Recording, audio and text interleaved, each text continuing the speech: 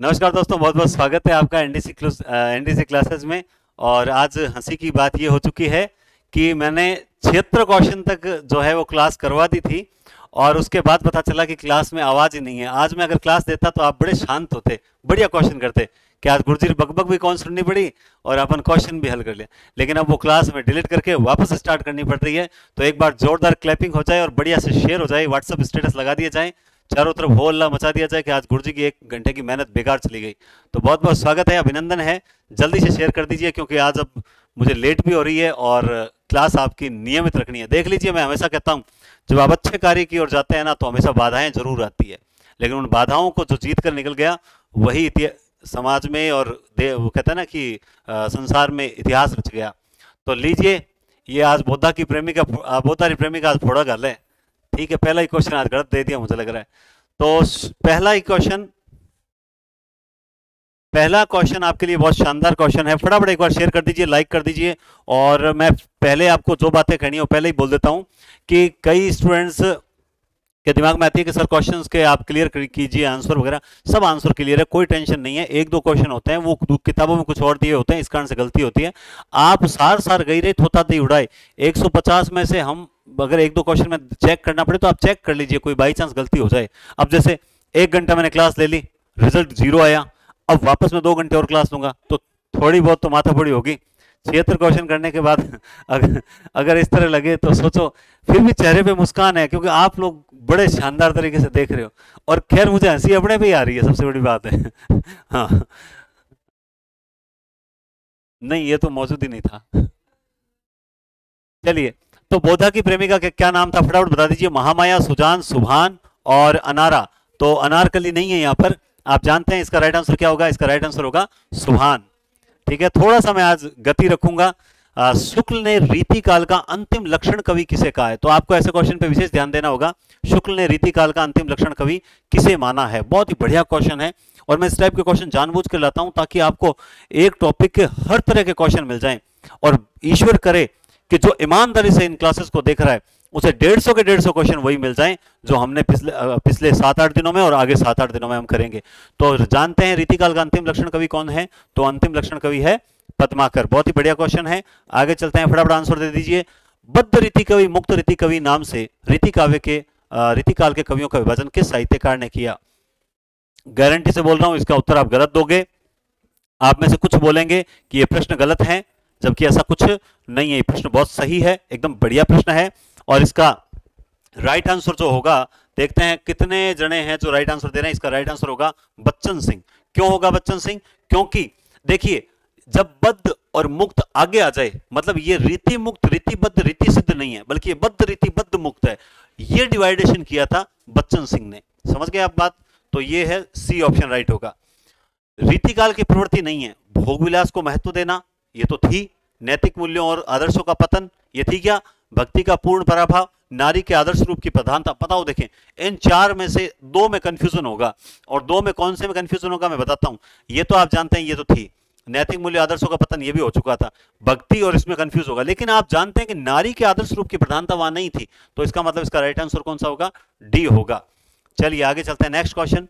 जायसी ने 12 मासा में किसके विरह का वर्णन किया है? वो 12 मासा में जो जेठ अषाढ़ सावन रे मया जिके लोरा मारे के मनिया लागे बिया लागे बाद नायिका कौन भी? नायिका और नाम का ही हो, जल्दी बताओ। देखें, उस नायिका का नाम था नागकेशर, नागवती, पद्मावती, नागवती। तो मती और वती दोनों हैं, कंफ्यूज मत हो जाना, जल्दबाजी मत करना। इसका राइट आंसर क्या हो जाएगा? नागमती। नागमती। देख लेना भाई, आवाज आ रही है ना?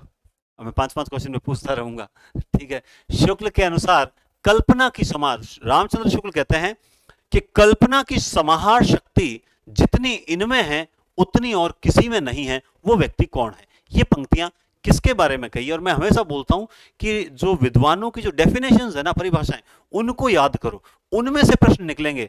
दूसरा, किसी भी काल को समझना है, किसी भी कवि को समझना है तो उसके बारे में दी गई परिभाषाओं को समझ लो, आपका राइट हो जाएगा। और वो राइट है बिहारी। कौन सा है? बिहारी। आगे चलते हैं, नेक्स्ट। भाषा के लक्षक और व्यंजक, यानी भाषा में लक्षणा, शब्दशक्ति और व्यंजना, लक्षक और व्यंजक बल की सीमा कहां तक है, इसकी पूरी परख इन्हीं को थी। अब वो इन्हीं व्यक्ति कौन है, किसको थी? शुक्ल का यत्न किसके बारे में है? बिहारी, देव, घनानंद या केशव? जल्दी से बताओ, देखें किसके बारे में। तो इसका राइट आंसर क्या हो जाएगा दोस्तों? इसका राइट आंसर हो जाएगा घनानंद। आप सबने उत्तर सही दिया है क्या? घनानंद। आगे चलते हैं नेक्स्ट। श्रृंगार विलास की रचना किसकी है? बहुत ही बढ़िया प्रश्न है ये भी। मैं आपको हर डेली कुछ नई रचना लाता हूं, कभी रस विलास लाता हूं, कभी श्रृंगार विलास लाता हूं, कभी रसरंग लाता हूं, कभी कवि कुलकंठा भरण लेकर आता हूं, कभी काव्य कल्पतरु लाता हूं। ये रचनाएं क्यों लाता हूं? ताकि आपके एक एक चीज दिमाग में रहे कि हाँ सर ने मैं ये करवाई थी। ये रचना बताओ श्रृंगार विलास किसकी है? ये श्रृंगार विलास जो है वो सोमनाथ की रचना है। किसकी है? सोमनाथ की रचना है। नेक्स्ट क्वेश्चन देखिए, केशव को कवि हृदय नहीं मिला था, यानी केशव जो थे हृदयहीन कवि थे, हृदयहीन कवि थे। ये बात कौन कहता है? तो आप सबने इसका आंसर दे दिया होगा। ये बात कहने वाले व्यक्ति कौन है? बच्चन रामचंद्र, हरजाई प्रसाद, विश्वनाथ प्रसाद मिश्र। तो इसका राइट आंसर हो जाएगा बी, है ना, बी हो जाएगा। नेक्स्ट क्वेश्चन, किसी मनुष्य में जनसाधारण से थोड़ा सा आप साहित्य से हम बाहर निकलते हैं, और मैंने कहा ना कि आज के साहित्य के क्वेश्चन आपके दिमाग की नसों को टाइट करने वाले क्वेश्चन है। बहुत बढ़िया क्वेश्चन लगेंगे और आप अंत में कह के जाओगे सर आज मजा आ गया क्वेश्चंस देखकर। तो किसी मनुष्य में जनसाधारण से विशेष गुण और शक्ति का विकास देख उसके संबंध में जो एक आनंद पद्धति हृदय में उत्पन्न होती है, स्थापित होती है, उसे क्या बोलते हैं? आप किसी के गुणों से प्रभावित होते हो तो उसके प्रति आपके मन में जो भाव उत्पन्न होता है उस भाव को क्या कहते हैं? ये परिभाषा ये कहना चाहती है। तो उस भाव को आप सब जानते हैं, श्रद्धा भक्ति प्रीति स्नेह में से क्या कहते हैं? उस भाव को कहते हैं श्रद्धा कहते हैं। वो क्या कहलाती है? श्रद्धा। मैं आपको इसके साथ एक न्यूज और दे दूं कि कल जो मैं क्लास दूंगा वो आप जैसे में से बहुत से कमेंट्स आ रहे थे, सर एक बार है ना तार सप्तक में प्रॉब्लम आ रही है, सर रासों के प्रमाणिक अप्रमाणिक में प्रॉब्लम आ रही है, सर भक्ति काल के जो संप्रदाय हैं शुद्धा द्वैतवाद, द्वैतवाद, भेदा भेदवाद, अभेदवाद, सिनक संप्रदाय, श्री संप्रदाय, स्वसुखी शाखा, तत्सुखी शाखा, ये दास दासी संप्रदाय, विष्णु संप्रदाय, ये संप्रदाय में याद नहीं हो रहे हैं। इसके अलावा कुछ कह रहे थे सर भारतेंदु के मौलिक और अनुदित नाटकों की जो ट्रिक है उनके सन जो हैं कौन से 268 में, फिर 72 में, फिर 73 में, फिर 75 में, फिर 77 में, फिर 76 में, फिर 78 में, फिर 80 में, कौन कौन से क्रम से हैं वो आप बताओ थोड़ा सा हमें। तो उसके लिए मैंने सोचा है कि कल एक तैयार किया, एक छोटी सी पीपीटी तैयार की है। मैं कल आपको 9 बजे वो क्लास दूंगा जिसमें आपको ट्रिक्स वगैरह बताऊंगा। परसों क्लास ऑफ रखेंगे एक दिन के लिए और फिर आपके जो पेपर्स स्टार्ट होंगे कंटिन्यू, वो सारे के सारे 4-5 पेपर होंगे, वो संपूर्ण पाठ्यक्रम के होंगे। तो आपके पास एक तरह से कल का दिन भी पड़ा है। कल के दिन में तो क्लास आएगी, आपको देखनी है सिर्फ। उसके बाद नेक्स्ट डे और है, 2 दिन में बढ़िया तरीके से एक बार आप तैयारी कर लें। और तैयारी कैसे करोगे मैं बता देता हूं। जैसे आपके पास कल के 24 घंटे हैं और परसों के 24 घंटे, 48 घंटे, उसके बाद आपका टेस्ट होगा। तो आप क्या करो कि इन 24 घंटों में एक बार पूरा का पूरा, जैसे आदिकाल भक्तिकाल साहित्य ये तो हो गया आज, एक बार पूरे साहित्य का रिवीजन कर लो। इसमें एक बार पूरे व्याकरण का रिवीजन कर लो, ठीक है। साहित्य के साथ साथ आपको व्याकरण हो गई, साहित्य हो गई, स्नातक जो है वो एक बार रहने दो, कोई दिक्कत नहीं है। एक बार पहले संपूर्ण पाठ्यक्रम में इनमें से कोई प्रश्न गलत नहीं हो, फिर दूसरे दिन संपूर्ण पाठ्यक्रम होगा, उनमें इनको तो मत पढ़ना, स्नातक और शिक्षण विधियों को पढ़ना। फिर तीसरा जब टेस्ट हो तो आप क्या करना कि पढ़ने की जरूरत ही नहीं रहती, एक रिवीजन रहता, जो पार्ट कमजोर लगे सिर्फ उसको पढ़ना है। समझ के बात को, बढ़िया तरीके से तैयारी करके आना। आगे चलते हैं। शुक्ल जी के अनुसार प्रेम में केवल 2 पक्ष होते हैं। प्रेम में केवल 2 पक्ष होते हैं। बताइए कौन कौन से 2 पक्ष होते हैं? जल्दी से बताओ कौन कौन से 2 पक्ष होते हैं? प्रेम में किसी मध्यस्थ की आवश्यकता नहीं रहती, प्रेम में सिर्फ प्रेमी और प्रिय की आवश्यकता होती है। ये बात कहते हैं शुक्ल जी। नेक्स्ट क्वेश्चन, शुक्ल जी के अनुसार श्रद्धा में दृष्टि श्रद्धेय तक पहुंचने से पहले किसके, मतलब आपके मन में जिस व्यक्ति को देखकर आप प्रभावित हुए तो सबसे पहले दृष्टि उसके किस चीज पर गई थी? कर्म पर, धर्म पर, रूप पर या ज्ञान पर? तो इसका राइट आंसर होगा कर्म पर। पहले हम व्यक्ति के कर्म देखते हैं। शुक्ल जी के अनुसार श्रद्धा का मूल तत्व क्या है? श्रद्धा क्या होती है? श्रद्धा से क्या हमारे मन में किसी के प्रति श्रद्धा उत्पन्न हुई तो उसका मूल भाव क्या है? दूसरे के महत्व को स्वीकार कर रहे हो, या दूसरे से प्रेम करते हो, या दूसरे से अपने हित साधन कर रहे हो, या सभी? देखो अपना हित साधोगे तो स्वार्थ हो जाएगा, तो ये तो है नहीं और ये भी नहीं है, तो इसका मतलब दूसरे के प्रति प्रीति रखना, ये राइट इसका आंसर हो जाएगा।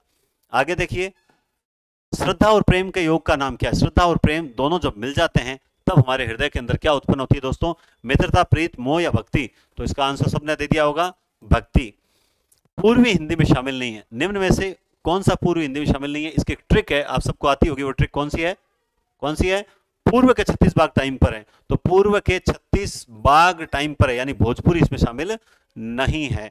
आगे चलते हैं, नेक्स्ट क्वेश्चन। सोर्सेन या अपभ्रंश से संबंधित नहीं है, बिल्कुल। अब 3 है जो सोर्सेन से संबंधित है, एक सोर्सेन से संबंधित नहीं है। तो बताओ देखें वो कौन सी संबंधित नहीं है सोर्सेन से? तो उसमें वो संबंधित नहीं है पूर्वी हिंदी। नेक्स्ट क्वेश्चन देखते हैं, ब्रज भाषा की विशिष्टता क्या है? ब्रज भाषा में क्या मतलब जब पढ़ते हैं तो उसमें एक चीज कॉमन रहती है, वो क्या रहती है? आकारांता, ओकारांता, उकारांता या कोई नहीं?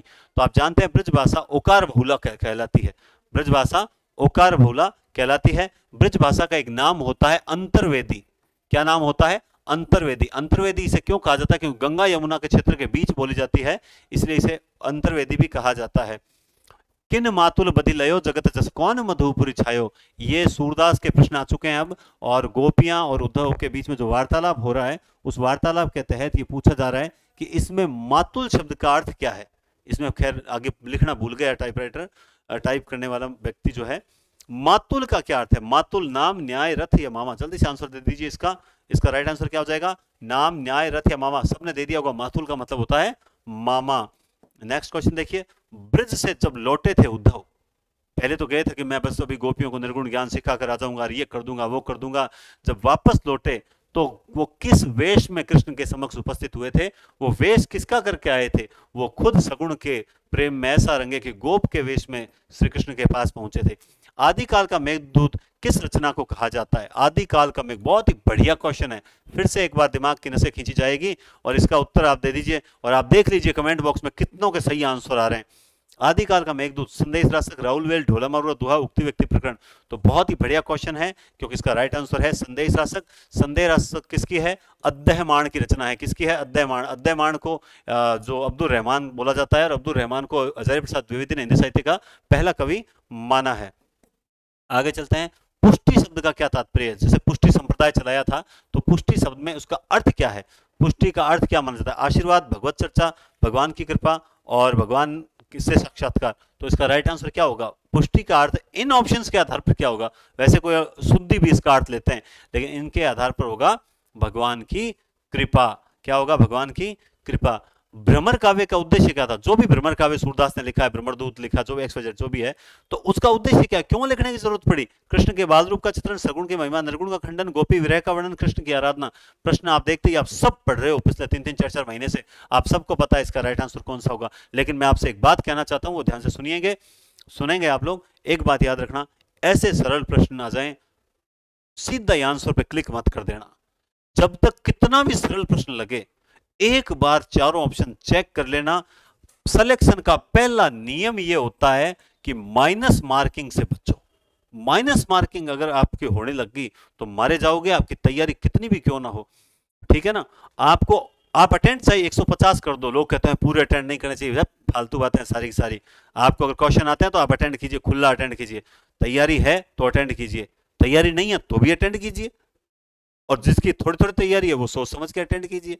तो कुल मिला के आपको अगर आते हैं तो आप 150 के 50 अटेंड कीजिए, कोई दिक्कत वाली बात। लेकिन कोशिश ये करें माइनस मार्किंग से बचे। आपको लग गया भाई अब जो 140 के बाद ये 10 क्वेश्चन है ये मेरे पढ़े हुए ही नहीं है, तो फिर तुक्के मारने से मतलब नहीं है, फिर छोड़ दीजिए आप, फिर उनको छोड़ दीजिए, उनको 140 ही करिए। लेकिन जिसने पूरा सिलेबस 2 से 3 बार निकाल रखा है, और हिंदी का तो अभी इन दिनों में मैं निकाल दूंगा आपका।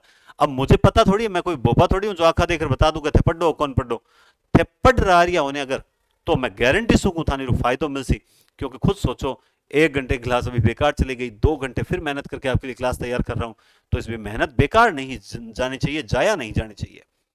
ठीक है? जो कुछ था सोई भया, अब कुछ कया न जाई। कबीरदास जी ने अपने कथन की असमर्थता का आधार बताया। क्या बताया? कथन की असमर्थता का आधार बताया है। क्या बताया है? नहीं चलने दे, एक बार तो रख दे, एक बार चलने दे।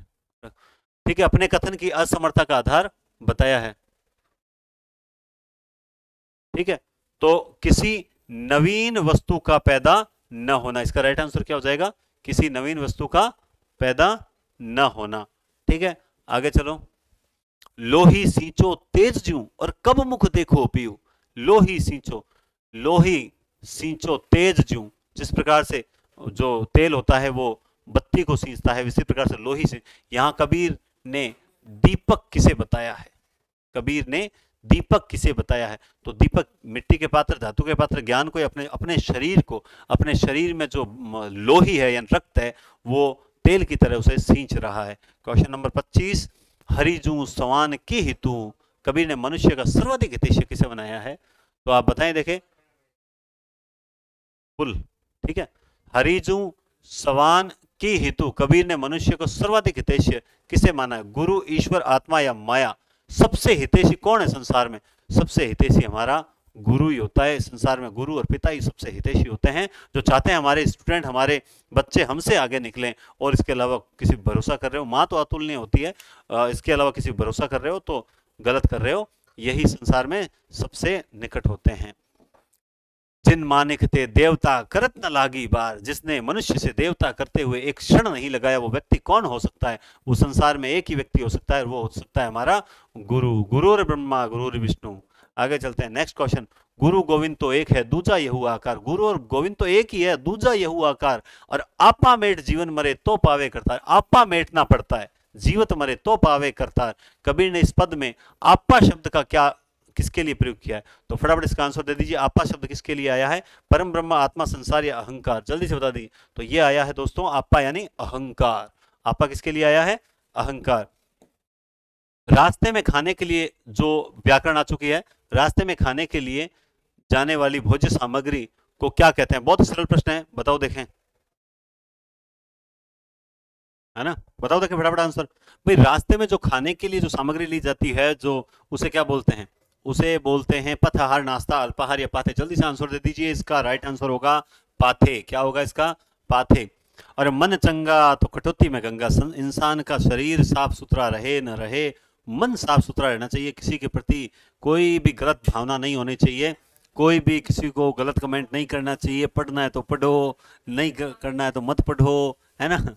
तो मन चंगा कटौती में गंगा, लोकोक्ति का सही अर्थ बताओ। मन की पवित्रता ही सबसे बड़ी पवित्रता है। कटौती में हाथ धोना, बाहरी बातों पर ध्यान न देना या बाहरी आडंबरों में विश्वास? तो आपको बता दूं राइट आंसर होगा ए, 29वें में ए, है ना? उसके बाद काठ का उल्लू होना, मुहावरे का सही अर्थ क्या है? बुरे आचरण करना, अत्यंत मूर्ख व्यक्ति, उल्लू के समान दिखाई देना, काठ की तरह शुष्क होना। तो बताएं कि इसका राइट आंसर क्या होगा? काठ का उल्लू। काठ का उल्लू का मतलब अत्यंत मूर्ख व्यक्ति होता है। कौन होता है? अत्यंत मूर्ख व्यक्ति। शुद्ध लक्षणा के प्रमुख भेद याद है आपको? मैंने कल पूछा था गौणी लक्षणा के दो भेद, आज पूछा है शुद्ध लक्षणा के दो भेद। उससे पहले मैंने आपको बताया सारोपा और साध्यवसाना में क्या अंतर होता है। ये क्यों बता रहा हूं? डेली एक एक टॉपिक से दो दो क्वेश्चन क्यों ला रहा हूं? इस तरीके से आपका पूरा टॉपिक क्लियर करवा दूंगा। आगे 10 दिन मेरे हाथ में है, और ये 10 दिन आपके लिए रामबाण न सिद्ध हो जाए तो मुझे कहना जीके खींच लेना भाई तुम लोग, है ना? जीके खींच लेना। जीके की भी टेस्ट सीरीज अपने हिंदी पॉइंट पर है, पीडीएफ वगैरह निकालो तो आप चाहो ऑनलाइन दो तो ज्यादा बेस्ट है। क्यों माथापड़ी करो? पीडीएफ में तो बहुत बढ़िया क्वेश्चन मिलेंगे, और मैं कह रहा हूं उसमें से आएंगे भी। हाँ, शुद्ध लक्षणा के भेद होते हैं दोस्तों, उपादान और लक्षणा लक्षणा। ये जो सारोपा और साध्यवसाना है ना, ये गौणी लक्षणा के भेद माने जाते हैं। आगे चलते हैं। वह जो शीघ्र उत्तर देने की बुद्धि रखता है उसको क्या कहते हैं? जो तुरंत उत्तर देता है उसे क्या बोलते हैं? विशेषज्ञ, बुद्धिमान, वाक्पटु? चारों ही ऑप्शन बहुत बढ़िया है। जल्दी से बताओ देखें इसका राइट आंसर क्या होगा? इसका राइट आंसर होगा प्रत्युत्पन्नमति, है ना? आगे चलते हैं। इनमें से किस विकल्प में वाक्यांश के लिए एक शब्द सही नहीं है? एक शब्द सही नहीं है, नहीं के चक्कर में ध्यान रखना, ये गलत करवाता है प्रश्न। तो नहीं है, बताओ देखें कौन सा सही नहीं है? वह जो किए का उपकार माने वो कृतज्ञ, वह जो कभी बूढ़ा ना हो अजर, जो बाद में जन्मा हो अनुज, बिना पलक झपकाए निमेश। तो इसका राइट आंसर हो जाएगा ये, क्योंकि उसे बोलते हैं निर्निमेश। क्या बोलते हैं? निर्निमेश बोलते हैं। ये निमेश है, पलक झपकाना होता है इसका मतलब। अनिरुद्ध किस वाक्यांश के लिए प्रयुक्त होगा? वह जो कानून के विरुद्ध हो, वह जिसका कोई अंत न हो, वह जिसे रोका न जा सके, वह जो शीघ्र प्रसन्न हो जाए। बताओ देखें। एक सेकंड, वो प्रश्न पीछे वाला वापस देखता हूं मैं। बिना पलक झपकाए, ये तो निमेश ही होता है यार। ये तो मैंने चारों ही सही दे दिए क्या? हाँ ये भाई, ये तो निमेश ही होता है। निमेश यानी पलक झपकाना होता है। अच्छा अच्छा, हाँ ठीक ठीक ठीक, सही है, फिर कोई दिक्कत नहीं है। कई बार थोड़ा दिमाग स्लिप हो जाता है। अनिरुद्ध किस वाक्यांश के लिए प्रयुक्त होता है? अनिरुद्ध, अनिरुद्ध क्या होता है? बताओ देखें। वह जो कानून के विरुद्ध हो, जिसका कोई अंत ना हो, वह जिसे रोका ना जा सके, वह जो शीघ्र प्रसन्न हो जाए। बताओ देखें अनिरुद्ध किसे बोलते हैं? जल्दी से राइट आंसर दीजिए। राइट आंसर देखो, ये तो होता है आशुतोष। क्या होता है? आशुतोष। आशुतोष वो होता है जो शीघ्र प्रसन्न होता है, शिव जी के लिए आता है। लेकिन यहाँ अनिरुद्ध का पूछा है, वह जिसे रोका ना जा सके, वो होता है अनिरुद्ध। आगे चलते हैं। द्रवी भाव वृत्ति का संबंध किस काव्य गुण से? देखो कितना अच्छा प्रश्न लेकर आया हूं कि द्रवी भाव, ऐसे प्रश्न एक शब्द में आपको बताना है कि इसमें कौन सा गुण है। यानी ये परिभाषा वाला शब्द है कि कौन से गुण में हमारे हृदय के जो भाव हैं वो द्रवित होते हैं। बतरस लालच लाल की मुरली धरी लुकाए, सोह करे बोहनी हंसे, देन कहीं नटी जाए। तो बताइए, देखें, तो ये होता है माधुर्य गुण में हमारा हृदय द्रवित हो जाता है। हे प्रभु आनंद दाता, ज्ञान हमको दीजिए और शीघ्र सारे दुर्गुणों को दूर हमसे कीजिए। बताएं, देखें, इसमें कौन सा गुण है? इसमें प्रसाद गुण है, क्योंकि जो तुरंत समझ में आ जाए वही प्रसाद है। आचार्य रामचंद्र शुक्ल ने रामचंद्रिका, रामचंद्रिका किसकी है? रामचंद्रिका आप जानते हैं केशवदास की है। किसकी है? केशवदास की। आप जानते हैं उसमें 39 प्रकाश हैं, है ना? उसमें जानते हैं 39 प्रकाश हैं। ये रामचंद्रिका के आधार पर रामचंद्र शुक्ल ने क्या कहा है कि केशव को किस चीज में सफलता मिली है? मार्मिक भावों के पकड़ने में, अलंकार नियोजन, संवाद योजना, भाषा की सामाजिकता की। बहुत ही बढ़िया क्वेश्चन है, मजा आ जाएगा ऐसे प्रश्न आ जाए तो राइट आंसर है संवाद योजना में केशव को सबसे ज्यादा सफलता मिली थी। यद्यपि कवि हृदयहीन थे। रसिक प्रिय और कवि प्रिय में 16-16 अध्याय आप सब जानते हैं, लेकिन क्या है वो? प्रकाश, प्रभाव, सर्ग, अध्याय, कांड, खंड, प्रकाश, पाठ। बहुत ही बढ़िया क्वेश्चन है, बताओ देखें राइट आंसर क्या हो जाएगा? राइट आंसर हो जाएगा प्रकाश और प्रभाव। याद रखना, यहाँ क है ना तो यहाँ प्रकाश आएगा, यहाँ व है ना तो यहाँ प्रभाव आएगा, तो ये सही आंसर यही होगा। अगोचर शब्द किसके लिए उचित वाक्यांश होगा? अगोचर, बताओ, जिसका अनुभव इंद्रियों को ना हो, हृदय को ना हो, शरीर को ना हो या बुद्धि को ना हो, बताओ कौन सा राइट आंसर होगा? अगोचर। गोचर किससे संबंधित शब्द है? इंद्रियों से। राइट आंसर ए होगा। कौन सा होगा? ए। राउलवेल किस सदी की रचना मानी जाती है? 9वीं, 10वीं, 12वीं, 10वीं, 11वीं और 14वीं सदी की? बहुत बढ़िया क्वेश्चन है। राउलवेल किस सदी की मानी जाती है? बताओ देखें किसकी है राउलवेल? राउलवेल मानी जाती है 10वीं 11वीं सदी की रचना मानी जाती है। ऐसा प्रश्न आपको बताया, अभी पेपर में आया भी था, दोनों पेपर में आया हुआ है संस्कृत उस पहले वाले में। जो अन्न खाने योग्य नहीं हो उसे क्या बोलते हैं? कदन, अनादि, अल्पाहारी या कोई नहीं? आपको तो तुरंत आंसर देना है। मैं बहुत स्पीड से चलता हूं। मेरी क्लास को आप में से कोई है क्या जो 2 की स्पीड में देख रहा हो? क्योंकि अपनी खुद की 4 की स्पीड है, 2 की स्पीड देखोगे कैसे? ठीक है, आगे चलते हैं। शुद्ध स्थानापन्न शब्द नहीं है, इसमें से एक शब्द, एक वाक्यांश शब्द है वो शुद्ध नहीं है। एक ही लेखक ग्रंथों का प्रकाशन आत्मकथा कहलाता है क्या? 5 वृक्षों का समाहार पंचवटी होता है क्या? जो वाणी अथवा मन से ग्रहण न किया जा सके उसे अवांग मनसागोचर कहते हैं क्या? निद्रा को जीत लेने वाला गुड़ा का केश होता है क्या? बताओ, देखिए 3 सही है, 1 गलत है। देखिए ये तो गुड़ा का धनीश, गुड़ा केश अर्जुन के लिए आता है, बिल्कुल सही है। ये भी सही है, ये भी सही है, ये सही है। वो आत्मकथा नहीं होती है, वो संग्रह होता है। ठीक है। उर्वरा शब्द के लिए वाक्यांश शब्द कौन सा होता है? जल्दी से बताओ, देखें उर्वरा शब्द के लिए वाक्यांश कौन सा होता है? बंजर, उपजाऊ, ऊसर, समतल। बताओ देखें राइट आंसर। तो इसका राइट आंसर हो जाएगा उपजाऊ भूमि। कौन सा हो जाएगा? उपजाऊ भूमि। काठ की हांडी बार बार नहीं चढ़ती साहब, एक बार ही चढ़े, अब भरोसा कौन थान माता है? कपट व्यवहार बहुत दिनों तक नहीं चलता। खाना पकाने में काठ की हांडी काम में नहीं लेनी चाहिए। खाना बनाने में धातु के बर्तन नहीं काम में लेना चाहिए। काठ की हांडी को अत्यावश्यक होने पर ही काम में लेना चाहिए। 4 ऑप्शन है, देखते ही पता लग जाएगा कि इसका राइट आंसर कौन सा होगा? ए होगा। आगे चलते हैं।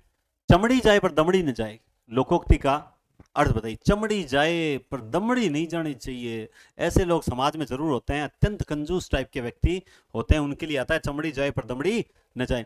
जो ज्ञानेंद्रियों की पहुंच से बाहर हो, वाक्यांश के लिए उपयुक्त शब्द क्या होगा? जो ज्ञानेंद्रियों की पहुंच से बाहर हो, बताओ देखे राइट आंसर क्या होगा? जो ज्ञानेंद्रियों की पहुंच से बाहर हो, तो अतीन्द्रिय, जितेंद्रिय, इंद्रिय गोचर या इंद्रिय निग्रह। तो राइट आंसर आपको मिल चुका होगा। इसका राइट आंसर होगा अतीन्द्रिय। क्या होगा? अतीन्द्रिय। नेक्स्ट क्वेश्चन, किस विकल्प में वाक्यांश के लिए प्रयुक्त शब्द सही नहीं है? जो अपने सीमित क्षेत्र या ज्ञान से बाहर न जाता उसे कूपमंडू कहते हैं क्या? जिसकी सारी इच्छाएं तृप्त हो गई उसे पूर्ण काम कहते हैं क्या? जो विश्वास करने योग्य हो विश्वास कहते हैं क्या? वह जो खर्च कम करता हो उसे अपव्यय कहते हैं क्या? तो आंसर आपको मिल गया होगा। उसे अल्प व्यय कह सकते हैं, लेकिन या मितव्यय कह दो ज्यादा, लेकिन अपव्यय नहीं होता। अपव्यय तो खर्चा ज्यादा करने वाला, बेकार खर्चा करने वाला होता है। वह जो किए हुए का उपकार न माने, देखो न पे ध्यान देना वरना जल्दी से कृतज्ञ कर दोगे। न माने वो क्या होता है? कृतज्ञ होता है। क्या होता है? कृतज्ञ। आकाश के तारे तोड़ना, मैं तुम्हारे लिए चांद सितारे तोड़ लाऊंगा। अरे और अडिकन लाग जो है साची के हाँ तोड़ लाई। अरे बिरो मतलब वो वह है मुश्किल काम करना, असंभव काम करना, व्यर्थ परिश्रम करना, उपयुक्त में से कोई नहीं। आपको पता है मुश्किल तो हो जाता है, असंभव कभी होता है क्या? नहीं होता है। आकाश तारे तोड़ने का मतलब मैं तुम्हारे लिए ऐसा कार्य कर जाऊंगा जो कोई करने की हिम्मत भी नहीं कर सकता, असंभव हो, जो कोई कर नहीं सकता, फिर तू कैसे कर देगा रे? फालतू लोरा मारे। आधा तीतर आधा बटे, लोकोक्ति के लिए अर्थ बताइए। अर्थ से ज्यादा इसके ऑप्शन देखिए, शानदार। आधा तीतर आधा बटेर। बताओ देखें किसके लिए राइट आंसर। अनमेल योग, अनमेल रिश्ता, अनमोल रिश्ता, बेमेल रिश्ता। देखो ये तो होगा ही नहीं, बेमेल रिश्ता या अनमेल योग। तो राइट आंसर दो देखें इसमें से, देखो राइट आंसर अलग अलग आ रहे हैं, एबीसी एबीसी अस्थिर। इसका राइट होगा अनमेल योग, बेमेल नहीं अनमेल योग होगा। आगे देखिए, पेट में दाढ़ी होना किसके लिए बोलते हैं। इसके तो पेट में दाढ़ी है मतलब वो बड़ा क्या है मैं नहीं बताऊंगा। अपराधी सीधा है चालाक है, कौन सा। दिखने में सीधा परंतु अपराधी, दिखने में चालाक परंतु सीधा, दिखने में सीधा परंतु चालाक। बताओ अपराधी बड़ा गलत है, इसका राइट आंसर होगा दिखने में सीधा परंतु चालाक होना। देखो थोड़ा स्पीड से इसलिए चल रहा हूं क्योंकि मैं मुझे खुद को भी यह है कि आपका समय ज्यादा ना लगे, क्यों कल क्लास बहुत लंबी हो गई थी। कम समय में आपको बेस्ट मैटर मिल जाए, मेरा यही टारगेट है ना। एन मौके पर उपाय करना, एन मौके पर। आरपीएससी द्वारा परीक्षा तिथि घोषित, आरपीएससी ने घोषित की कि परीक्षा दिसंबर के अंत में होगी, और उस वक्त जागे अरे परीक्षा आ गई, लो तैयारी सेकंड ग्रेड शुरू करा। अरे भैया अब कद तू तैयारी कर सी, कद सगड़ो काम उसी, आग लगने पर कुआ खोदी जनाग किया बूझी, है ना। तो राइट आंसर होगा बी, आय महंत बसंत। उपयुक्त पद्यांश में अलंकार कौन सा है, बहुत ही बढ़िया क्वेश्चन है।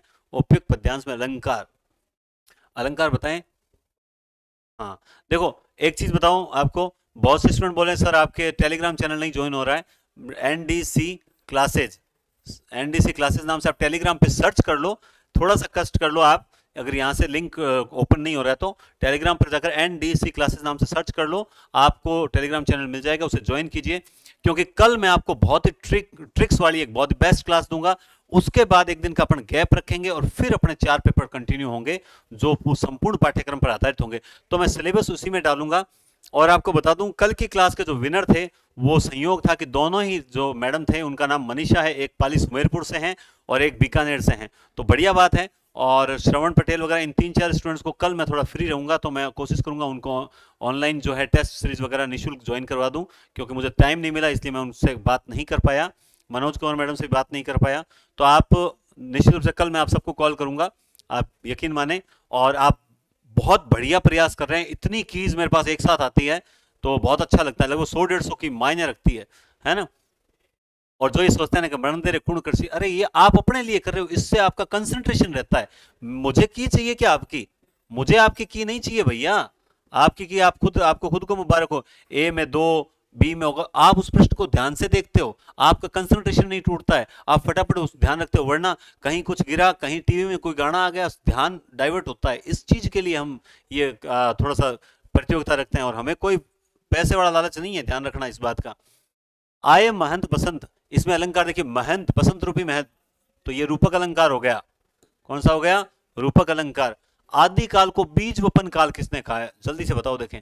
आदि काल को बीज वपन काल कहने वाले कौन थे, नगेंद्र, गणपति, महावीर और अयोध्या सिंह उपाध्याय। सब जानते हैं महावीर का प्रसाद यदि मिलता नहीं प्रसाद, महावीर प्रसाद द्विवेदी ने बीज वपन काल कहा है।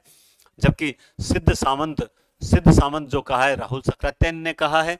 अभ्रंश काल गुलेरी ने कहा है। उत्तर अभ्रंश काल हरीश ने कहा है ना। संक्रमण काल राम खिलावन पांडे ने कहा है। वीर गाथा काल रामचंद्र शुक्ल ने कहा है। संधि काल चारण काल राम कुमार वर्मा ने कहा है ना। चारण काल ग्रियर्सन ने कहा है। मिस्र बंधु ने आरंभिक काल कहा है। गणपति चंद्रगुप्त ने प्रारंभिक काल कहा है। कल मैं आपको बताऊंगा कि रासुक में कौन से प्रमाणिक है अप्रमाणिक है, तार सप्तक की ट्रिक कैसे याद की जाती है, और अनुदित नाटकों में, जो अनुदित नाटकों में पहले 2 बड़े 68 में, फिर 72 में, फिर 73 में, फिर 75 में, फिर 77 में, फिर 78 में, फिर 80 में। ये लो मैंने अनुदित नाटक कितने होते हैं, अनुदित नाटक देखो 2 68 में, काउंट करते जाना, 2 68 में, 1 72 में, 3, फिर 73, 75 और 77 कितने हो गए, 6, और 1 78 और 1 80, 8 ही होते हैं ना। 8 के मैंने आपको सन बता दिए। ट्रिक अगर आपको पता है तो 8 के सन आपके दिमाग में रहेंगे, है ना। इसी तरह से मैं आपको कुछ संप्रदाय पढ़ाऊंगा, इसी तरह से आदिकाल के नामकरण बताऊंगा, अनुदित मौलिक नाटक बताऊंगा, और भी शायद कुछ है, तो कुछ ट्रिक्स वगैरह बढ़िया बताऊंगा, ठीक है। चलिए आगे चलते हैं। सुन्यो कहू तरु अरकते, अरक समान ओतु उदोतु। बताइए अरक और अरक में कौन सा अलंकार है, जल्दी से बता दीजिए। 2 बार अरक आ गया, सोचने की जरूरत नहीं है दोस्तों, कौन सा है, यमक अलंकार है। कौन सा है, यमक अलंकार है। उल्टी गंगा बहाना मुहावरे के लिए सही अर्थ क्या होगा, बताओ। नियम के अनुसार कार्य, नियम के साथ, नियम के विरुद्ध, या उपयुक्त में से कोई नहीं। तो आप जानते हैं इसका राइट आंसर हो जाएगा नियम के विरुद्ध कार्य करना, नियम के विरुद्ध कार्य करना। आंच न आने देना, मैं तुम्हें कोई आंच भी नहीं आने दूंगा, इसका मतलब क्या होता है, क्रोध प्रकट करना, गड़बड़ होना, कष्ट कर नहीं होने देना, क्या होगा। तो आपको तो देखते ही आंसर मिल रहा होगा, इसका आंसर होगा कोई कष्ट या असुविधा न होने देना। आगे चलते हैं, काव्य शोभाकरान, कह दो क्लास है, क्लास चल रही है, घर से ही है, ठीक है। काव्य शोभाकरान धर्मान अलंकरान प्रचक्षते, उपयुक्त कथन किस आचार्य का है? ठीक है, काव्य शोभाकरान धर्मान अलंकरान प्रचक्षते, उपयुक्त कथन किस आचार्य का है? मैं रोज एक ऐसी परिभाषा लाता हूं, कभी तद 200 शब्दार्थो काव्यम, कभी वाक्य रसात्मक काव्यम, कभी रमणीयार्थ प्रतिपादक शब्दम काव्यम, कभी जो है ऋतरात्मक काव्य, रोज एक परिभाषा लाता हूं। क्यों मैं जानता हूं यहां से एक प्रश्न आएगा और आपके गलत नहीं होना चाहिए, क्योंकि आपका सिलेक्शन ही मेरा गर्व है। आपका सिलेक्शन होगा उस दिन मुझे सबसे ज्यादा खुशी होगी। मैंने अभी कहा था, पिता और गुरु अगर मानते हैं तो निश्चित रूप से आपका सिलेक्शन से ही उस दिन ये लगेगा कि हमारी मेहनत जाया नहीं गई। तो आपका सिलेक्शन मेरे लिए वो कहते हैं कि सर पे रखे ताज की तरह है। देखते हैं आप में से कितने जने सिलेक्शन करवाते हैं, बहुत ही अच्छा लगेगा।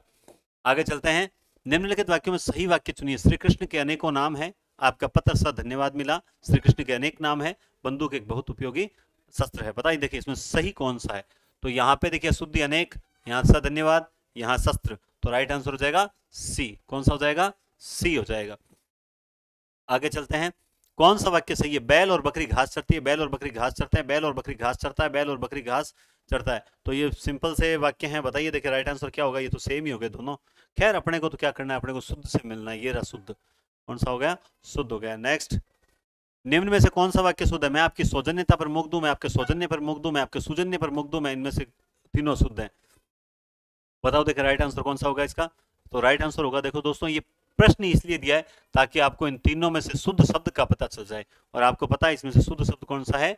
बी ऑप्शन जो है वो एकदम शुद्ध है। नेक्स्ट क्वेश्चन देखिए, कौन सा वाक्य शुद्ध है? जो मिठाइयां पसंद हो आप खा लो, जो मिठाई पसंद हो तुम खा लो, जो मिठाइयां पसंद हो तुम खा लो, जो मिठाइयां पसंद हो उन्हें खा लो, कुल मिला के खा लो, छोड़िया मती, जो मिठाई पसंद हो तुम खा लो। राइट आंसर कौन सा हो जाएगा? जो मिठाई पसंद हो तुम खा लो। आगे चलते हैं, वर्तनी की दृष्टि से कौन सा शब्द पूर्णतः शुद्ध है? परिवार, अड़ियल, नीति, नारायण, कौन सा पूर्णतः शुद्ध है? तीन गलत है, एक शुद्ध है। जल्दी से आंसर दीजिए। परिवार, अड़ियल, नीति, नारायण, राइट आंसर मिल गया। चलिए राइट आंसर क्या होगा? अड़ियल। आप जानते हैं बाकी तीन शब्द कैसे लिखे जाते हैं। आगे चलते हैं, कौन सा शब्द शुद्ध रूप में? शब्द का शुद्ध रूप बताइए। रूप, आहुति, रात्रि, अत्यधिक, तीन अशुद्ध है, एक शुद्ध है। बताओ देखिए कौन सा शुद्ध है, कौन सा शुद्ध है? तो राइट आंसर मिला आपको। राइट आंसर क्या हो जाएगा? रूप अशुद्ध है, रात्रि अशुद्ध है, अत्यधिक होता है आहुति। नेक्स्ट क्वेश्चन देखिए, निम्नलिखित में से कौन सा शब्द शुद्ध रूप में लिखा गया है? अहोरात्रि, सौजन्यता, ऐरावत, समुद्र। तो बताइए इसमें से एक शुद्ध है, तीन गलत हैं। बताइए देखिए, आप जानते हैं यह अहोरात्र होता है और ये ता नहीं आएगा और न नहीं आएगा। ऐरावत जो है एकदम शुद्ध लिखा हुआ है। नेक्स्ट क्वेश्चन देखिए, निम्नलिखित में से कौन सा शब्द शुद्ध रूप में लिखा गया? तिथि, गीतांजलि, प्रतिच्छाया, सामर्थ्य, एक शुद्ध है, तीन अशुद्ध है। बताओ शुद्ध कौन सा है? तिथि, गीतांजलि, सामर्थ्य, प्रतिच्छाया। राइट आंसर होगा प्रतिच्छाया। आगे चलते हैं, निम्नलिखित में से कौन सा विकल्प अशुद्ध शब्दों का, मतलब तीनों के तीनों अशुद्ध हैं, तीन शुद्ध हैं एक अशुद्ध है। इस बार उल्टा है, तीन शुद्ध एक अशुद्ध। बताइए देखिए किसमें अशुद्ध है? साड़ी, शासन, कक्षा, अहिल्या, अधीन, तदानुकूल, चढ़ाई, नवाब, घोड़ा, उन्नति, योद्धा, उत्पत्ति।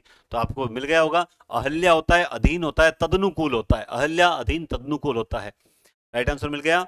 आगे चलते हैं, भाषाई कौशल का सही क्रम क्या है? जैसे ही भाषाई कौशल देखा और आपने नाम देखा, आपके दिमाग में सबके एक ट्रिक चली होगी, और वो ट्रिक क्या है? फटाफट कमेंट बॉक्स में एक साथ सारे लिख दीजिए। वो ट्रिक क्या है? वो ट्रिक है सुबोपली। सुबोपली है ना, LSRW, सुनना, बोलना, पढ़ना, लिखना। नेक्स्ट क्वेश्चन देखते हैं, हमारे भाव या विचार तत्व क्या होते हैं? हमारी फीलिंग्स जो होती है, हमारे भाव, हमारे विचार, ये मूर्त होते हैं या अमूर्त होते हैं? ये होते हैं दोस्तों, क्या होते हैं? जल्दी से बताओ। छू सकते हैं क्या इनको? नहीं छू सकते, तो ये अमूर्त होते हैं। क्या होते हैं? ये अमूर्त होते हैं। क्या होते हैं? अमूर्त होते हैं। भाषा प्रयोगशाला विधि का प्रतिपादन कब हुआ? बहुत ही बढ़िया ऑप्शन है, देखो 56, फिर उल्टा कर दिया 65, फिर 75, फिर 57। बताइए राइट आंसर कौन सा होगा? 56, 65, 75, 57। इतनी देर में तो आंसर आ जाना चाहिए। यहाँ तो एकदम शताब्दी एक्सप्रेस भाग रही है ना। राइट आंसर होगा 1965 में भाषा प्रयोगशाला विधि का प्रतिपादन हुआ था। भाषा प्रतिपादन हुआ था।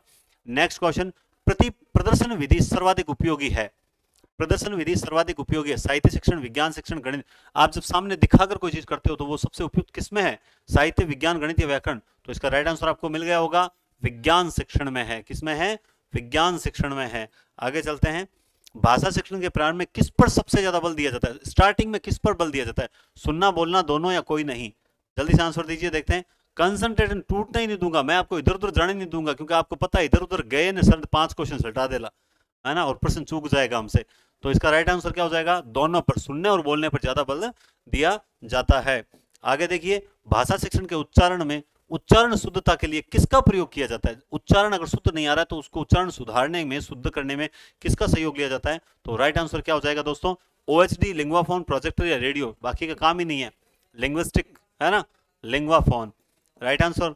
भाषा प्रयोगशाला विद्युत की साज सज्जा, विद्युत की साज सज्जा से युक्त शिक्षण कक्ष है एक, जिसका उपयोग भाषाओं में, मेरे नोट्स में ये परिभाषा लिखी हुई है, जो पढ़ रहे हैं उनको पता है कि नोट्स में है। तो ये परिभाषा किसकी है? एक ऐसी परिभाषा जरूर पूछी जाएगी आपको, तो परिभाषाएं भी याद रखना दोस्तों। ये परिभाषा है एडविन पैकर की, किसकी है? एडविन पैकर की है। द्वितीय भाषा शिक्षक की तुलनात्मक विधि कौन सी है दूसरी भाषा सिखाने की? तुलना शब्द आता है दिमाग में, या तो उपमा अलंकार आता है, या उपमा का एक और आता है उपमा जैसा, कौन सा होता है? वो अलंकार होता है व्यतिरेक अलंकार। तो द्वितीय भाषा शिक्षण की तुलनात्मक विधि कौन सी है? व्यतिरेकी विधि।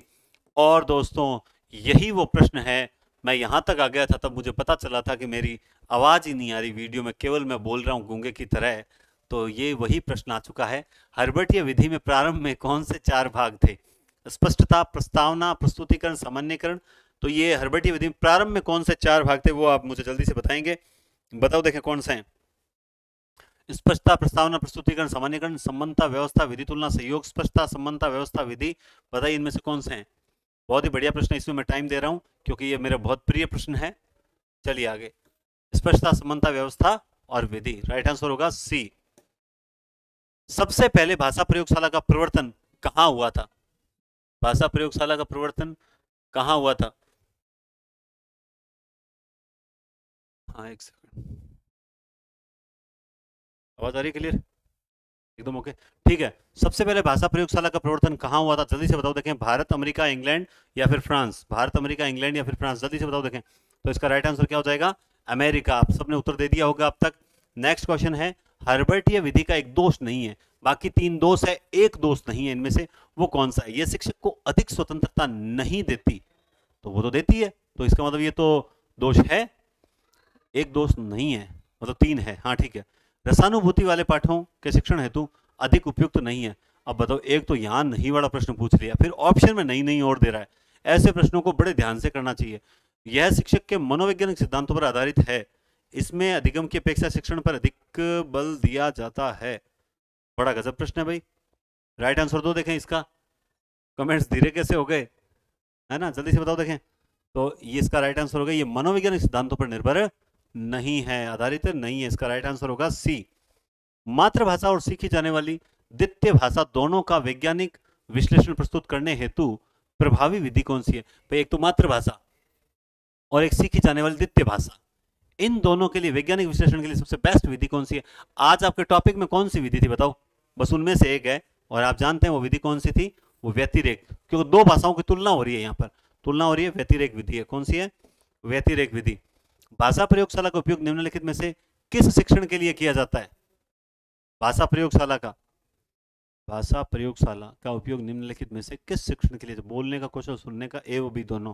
तो उत्तर दे दिया आपने, मुझे पता है आप सब भी यही उत्तर दोगे, ए व बी दोनों, ए व बी दोनों। नेक्स्ट क्वेश्चन देखिए, हर्बर्ट की पंचपदी में कौन सा सोपान नहीं है? हाँ ये बहुत इंपॉर्टेंट क्वेश्चन है। हर्बर्ट की पंचपदी में कौन सा सिद्धांत नहीं है? प्रस्तावना, प्रस्तुतिकरण, सामान्यकरण और मूल्यांकन। तो मैं आपको बता दूं, इसका राइट आंसर होगा मूल्यांकन। इसका राइट आंसर क्या होगा? मूल्यांकन। आपको लगेगा ये गलत है तो आप इसे चेक कर लेना एक बार, आपकी संतुष्टि हो जाएगी, वरना कमेंट में बताना। जो मेन कमेंट करते हैं ना अपन, इस लाइव कमेंट में नहीं, सीधे कमेंट करके बताना, मुझे कोई लगेगा तो मैं आपको उसका बता दूंगा। भोलानाथ तिवारी ने किस विधि को द्वितीय भाषा की सर्वोत्तम विधि का है? बार बार द्वितीय भाषा आया 3 क्वेश्चनों में, और तीनों क्वेश्चनों में एक ही आंसर हुआ है। कौन सा? द्विभाषी, व्यतिरेक, प्रतीक से समवाय। तो तीनों क्वेश्चनों में एक ही आंसर है, व्यतिरेकी, क्योंकि हमारे सिलेबस में आज हम व्यतिरेकी। अब व्यतिरेकी विधि से जितने भी टाइप के क्वेश्चन बन रहे हैं, मैं सारे के सारे आपको बता रहा हूं, तो अब उसके बाहर कोई जाने के चांसेस ही नहीं रहते हैं। आगे देखिए, भाषा प्रयोगशाला विधि में संपूर्ण शिक्षण प्रक्रिया, भाषा प्रयोगशाला विधि में संपूर्ण शिक्षण प्रक्रिया कितने भागों में है? भाषा प्रयोगशाला विधि में संपूर्ण शिक्षण प्रक्रिया कितने भागों में होती है? बहुत ही बढ़िया क्वेश्चन है। तो इसका राइट आंसर हो जाएगा 3। इसका राइट आंसर क्या हो जाएगा? 3। आगे चलते हैं, देख लेना ना बोल बोला है तो देख लेना, ठीक है। एक ही कालखंड को दो उपनाम देने वाले इतिहासकार कौन है? बहुत ही बढ़िया प्रश्न है। एक ही कालखंड को दो उपनाम देने वाले इतिहासकार कौन है? हजारी प्रसाद द्विवेदी, मिश्र बंधु, रामचंद्र शुक्ल, गारसदा तौसी। इनमें से कौन सा राइट आंसर होगा? एक ही कालखंड को दो उपनाम देने वाले, यानी ज्ञानाश्रय शाखा भक्ति काल को दो नाम दे दिया, आदिकाल को दो नाम दे दिया, वीर गाथा भी दे दिया, तो दो उपनाम देने की परंपरा जो है वो रामचंद्र शुक्ल ने ही चलाई थी, है ना। आगे चलते हैं। आचार्य शुक्ल ने हिंदी साहित्य का आरंभ माना है 693 ईस्वी, 693 ईस्वी, ये तो दो सेम ही दे दिए, विक्रमी देना था एक में, सेम दे दिया।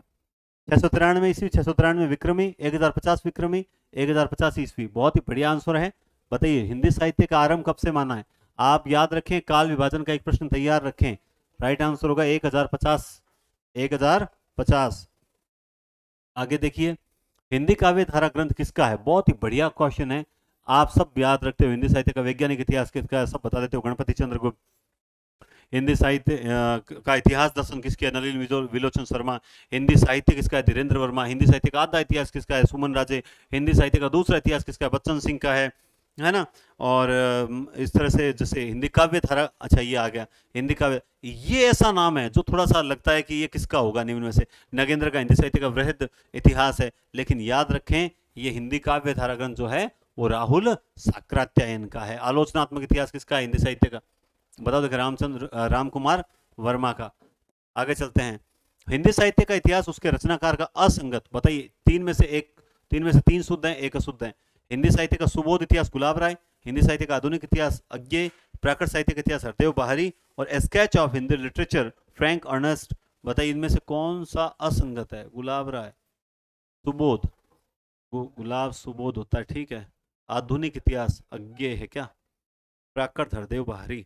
हाँ, आंसर दे दिया इसका राइट आंसर हो जाएगा स्केच ऑफ हिंदी लिटरेचर। इसकी फ्रैंक अर्नेस्ट की नहीं है भाई, ये तो मिश्रा पब्लिकेशन में लिखी हुई रचना है। लास्ट ये रचना लिखी हुई है स्केच ऑफ हिंदी लिटरेचर। ये है किसकी? याद मुझे भी नहीं आ रही है, मैं झूठ नहीं बोलूंगा, लेकिन ये फ्रैंक अर्नेस्ट की नहीं है। Hindi sketch of Hindi literature याद नहीं आ रही भाई, किसी को याद आ रही है तो बता दीजिए। बाकी मुझे ये पता है कि मिश्रा पब्लिकेशन में कहाँ लिखी हुई है रचना। आचार्य शुक्ल का इतिहास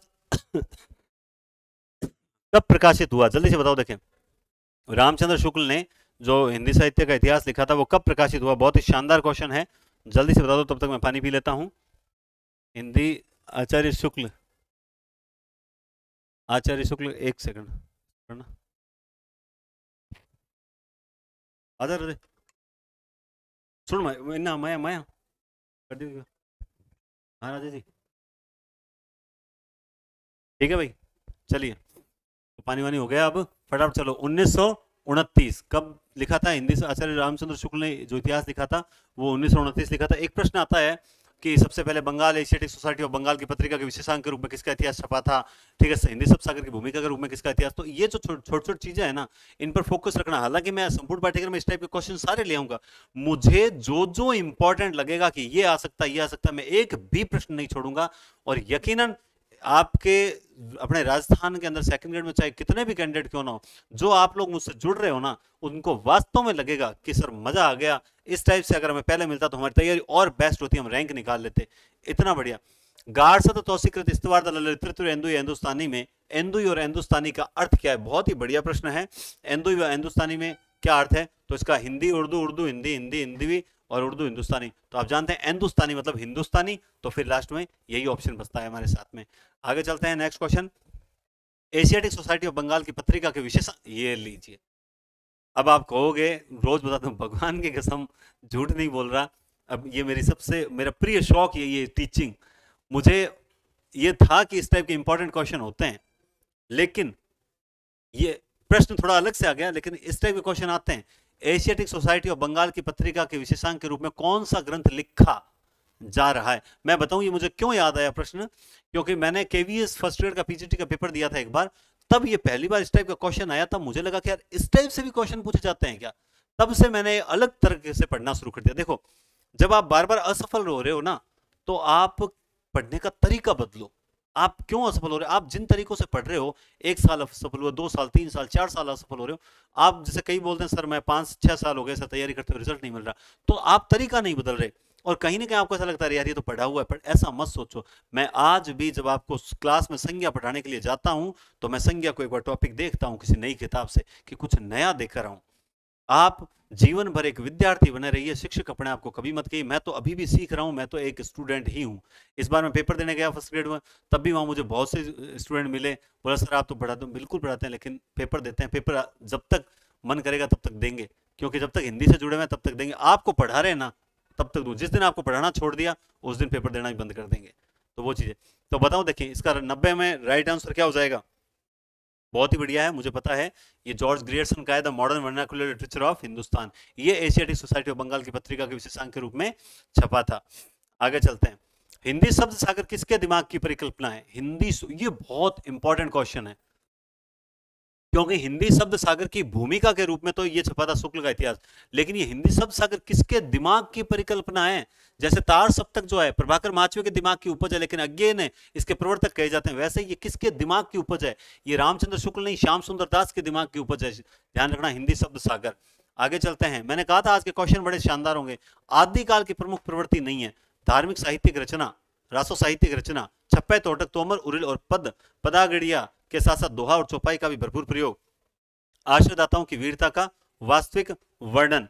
बताएं देखें, तो इसमें याद रखें आश्रयदाताओं की वीरता का वास्तविक वर्णन, यही क्वेश्चन इसमें राइट होगा। अब ये अजीब सा लगता है लेकिन वास्तविक वर्णन नहीं है, थोड़ा काल्पनिक वर्णन है।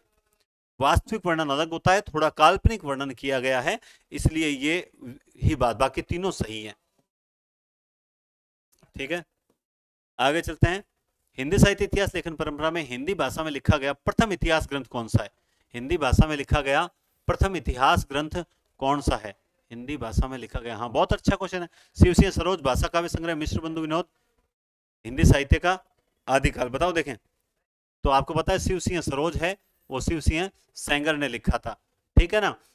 और दिमाग में एक बार देखो कि आपको पता है क्या कि गौर संतोषी ने इतिहास कब लिखा था, ग्रेसन ने कब लिखा था, उसके बाद किसने लिखा था, सन क्या है, पता है क्या। परंपरागत रूप से हिंदी साहित्य का प्रथम इतिहास कौन सा है, हिंदी साहित्य का प्रथम इतिहास कौन सा है, कालक्रम के अनुसार हिंदी साहित्य का प्रथम इतिहास कौन सा है। तो ये छोटी छोटी चीजें आप ध्यान रखना। मिश्र बंधु विनोद कितने भागों में प्रकाशित है, 2 3 4 5, 2 3 4 5 बताओ देखें। तो आपको पता है 4 भागों में है पूरा, जिसमें से 3 भाग 1913 में छपे थे और चौथा भाग जो था अकेला वो 1934 में छपा था। ये चीजें आपको याद रहनी चाहिए, याद नहीं रहेगी तो गड़बड़ हो जाएगी, ठीक है ना।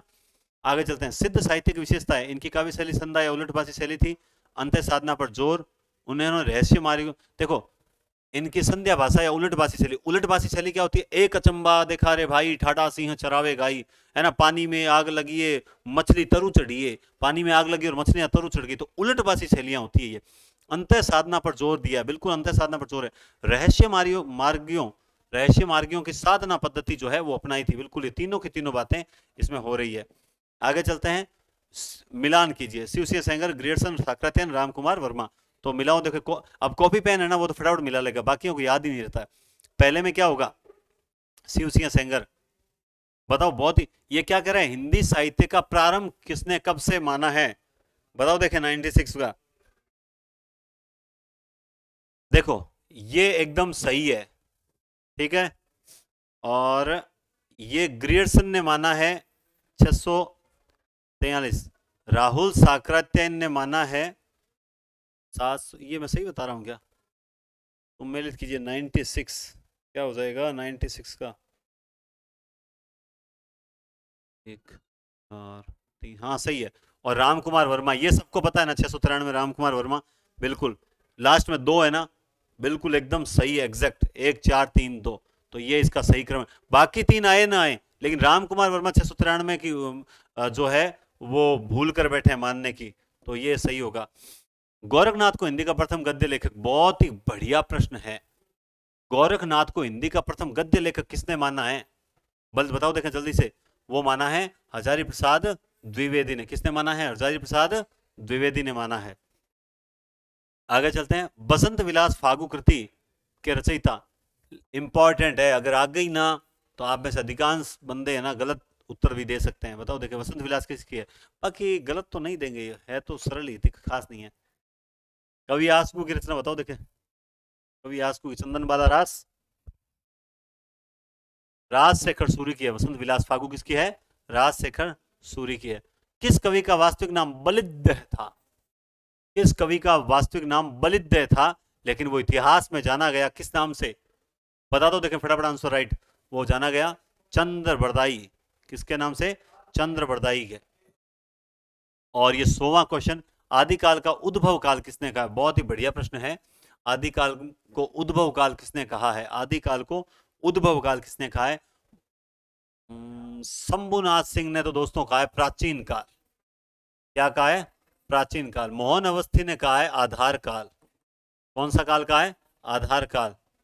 तो लास्ट में और ये कहने वाले हैं अपभ्रंश काल या पुरानी हिंदी, या पुरानी हिंदी, ये कहने वाले हैं उद्भव काल।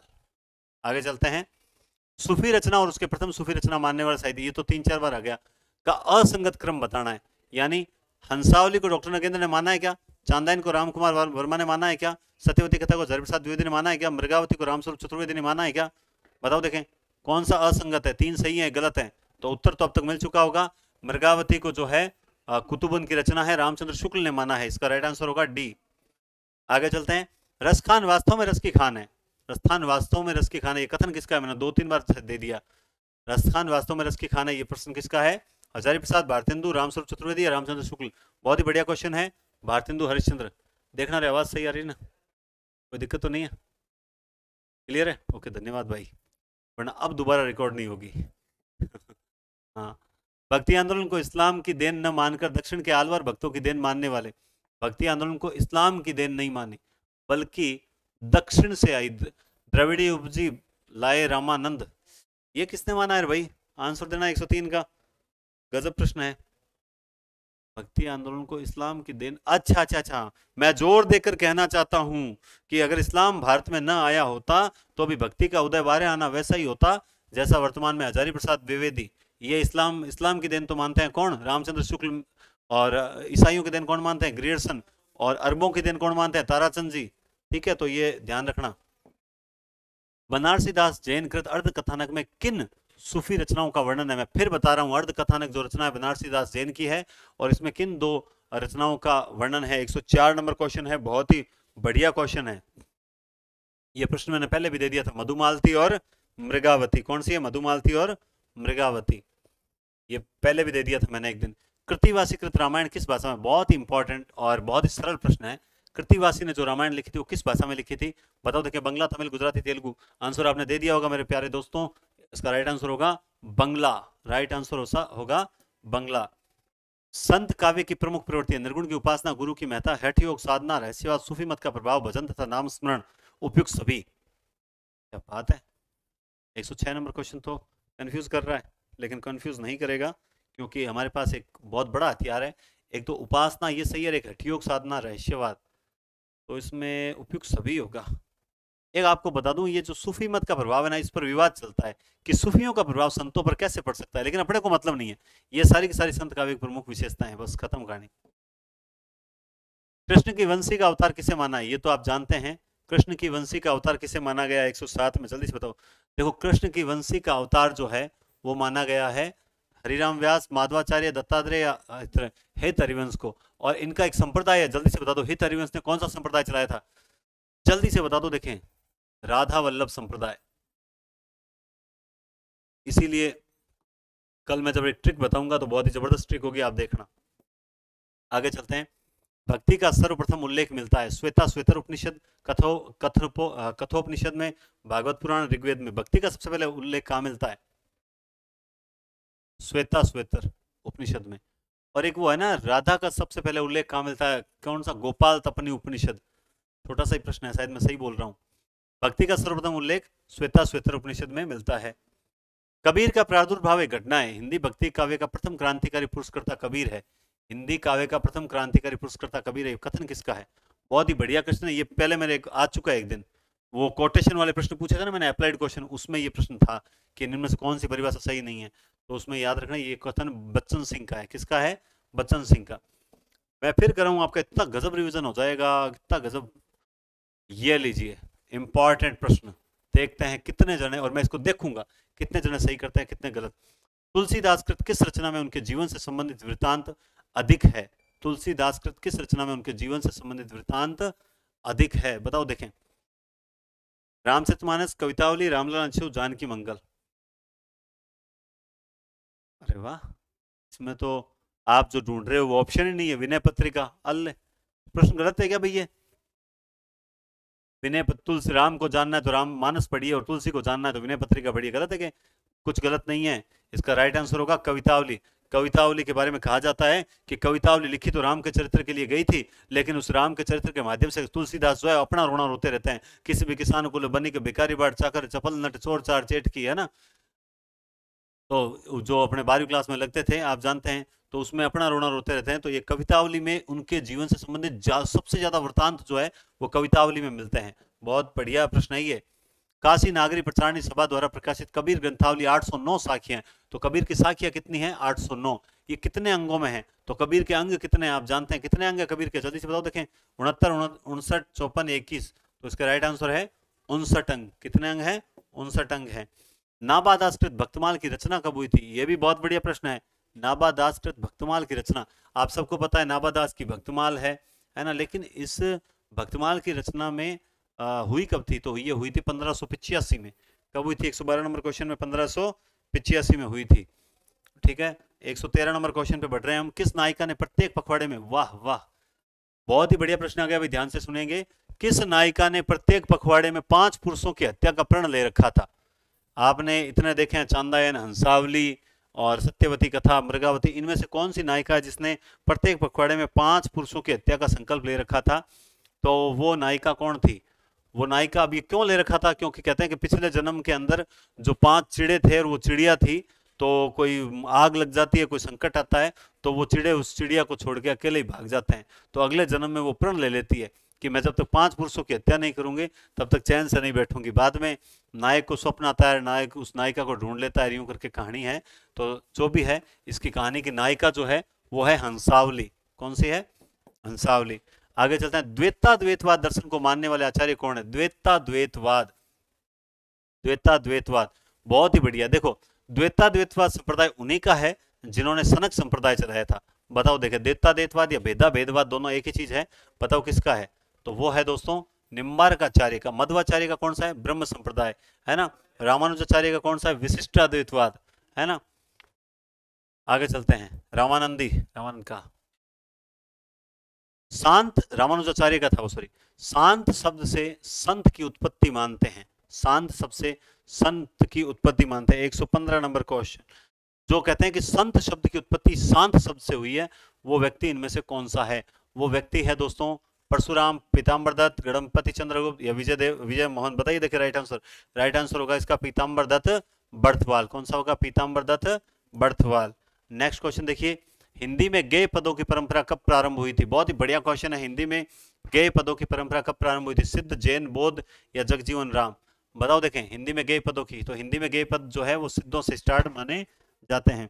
देखो, मैं फिर बता दूं, जो टेलीग्राम चैनल ज्वाइन नहीं कर पा रहे हैं दोस्तों, वो टेलीग्राम चैनल ज्वाइन करें और आगे भी आपको कोई सूचनाएं मिलती रहेगी, है ना। आगे बहुत बड़ा एग्जाम आने वाला है सेट का, और स्कूल लेक्चरर की भर्ती जो है वो फिर से आने वाली है। स्कूल व्याख्याता, बहुत बड़ी भर्ती आएगी इस बार, तो आप तैयार रहें इसके लिए भी। सेकंड ग्रेड लगने के बाद भी देखो, इस पेपर में जो भी परिणाम आए, लेकिन हमें इसके लिए तैयार रखना, क्योंकि इस बार कम से कम 2500 प्लस पोस्टें आएगी और एक बहुत सुनहरा अवसर मिलेगा।